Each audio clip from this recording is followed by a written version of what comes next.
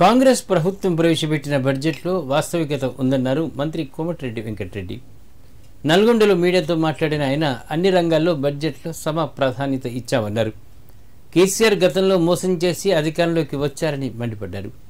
కేసీఆర్ అప్పులు చేసి రాష్ట్రంపై ఆర్థిక భారం మోపారని విమర్శించారు. త్వరలోనే రీజనల్ రింగ్ రోడ్డును నిర్మిస్తామని చెప్పారు. తమ ప్రభుత్వం బడ్జెట్లో సంక్షేమానికి పెద్దపీట వేసిందని చెప్పారు. ఇది కేవలం ఓటాన్ అకౌంట్ బడ్జెట్ అని, కేంద్రం ప్రభుత్వం పూర్తిస్థాయి బడ్జెట్ పెట్టిన తర్వాత తాము కూడా పూర్తిస్థాయి బడ్జెట్ ప్రవేశపెడతామని కోమటిరెడ్డి చెప్పారు.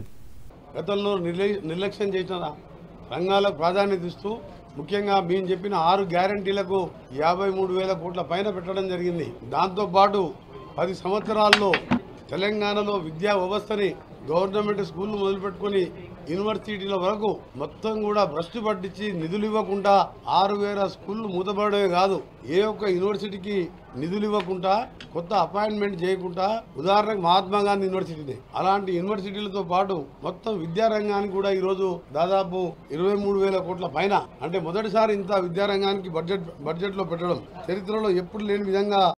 తల్లిదండ్రులు ఉపవాసం ఉంటూ కూలీనాలు చేస్తూ ప్రైవేట్ స్కూళ్ళల్లో పంపిస్తున్న సంఘటన చూస్తున్నాం. 10 ఏళ్లకెళ్ళి ఒక డిఎస్సి కూడా లేకుండా టీచర్లు రిటైర్ అయితే ఒక్క డిఎస్సి కూడా నిర్వహించలే. త్వరలో మెగా డిఎస్సి కూడా నిర్వహించబోతున్నాం. దాంతోపాటు సాగునీటి రంగానికి ప్రాధాన్యతనిస్తూ 28 కోట్ల రూపాయలని కేటాయించడం జరిగింది. ముఖ్యంగా మీ అందరికీ చెప్పాలి, ఈరోజు దురదృష్టమైన సంఘటన ఏంటంటే ఈ రాష్ట్ర ప్రభుత్వం మాకు 37,000 కోట్ల అప్పులు మిగిల్చిపోతే దాని దాదాపు 13% బడ్జెట్లో ఆ 37,000 కోట్ల అప్పులు తీసే బాధ్యత. దుబారా ఖర్చు పెట్టి అవసరం లేని ప్రాజెక్టులు కట్టి, కమిషన్ల కోసం కాళేశ్వరం లాంటి ప్రాజెక్టులు కట్టి దాని వడ్డీలు, అప్పులు, సర్పంచుల నుంచి మొదలు పెడితే ఇలా గ్రామ పంచాయతీ సర్పంచులు కూడా 1,200 బకాయిలు ఉన్నాయి. 1,200 కోట్లు ప్రతి రంగంలో అప్పులు పోతే 13% 37,000 కోట్లు అప్పులకే పోతుంది వారు చేసిన నిర్వాహకంతో.